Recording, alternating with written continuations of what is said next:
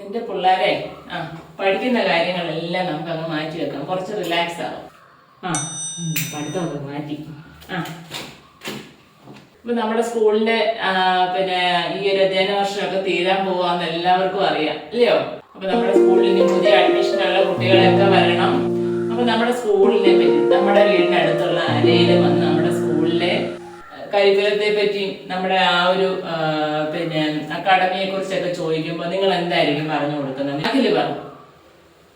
എന്നോട് ചോദിക്കുമെങ്കിൽ നമ്മുടെ സ്കൂളിലെ കരിക്കുലം ഒരു ഒന്നാം തരം കരിക്കുലമാണ് ടീച്ചറെ. ഒന്നുമില്ലെങ്കിൽ ഇത്രയും പേർക്ക് കഞ്ഞി വെക്കുന്ന കരിക്കുലം അല്ലേ ടീച്ചറെ? സൂപ്പർ കരിക്കുലമാണ്, ഏറ്റവും വലിയ കരിക്കുലം നമ്മുടെ സ്കൂളിലെ, അല്ലേ?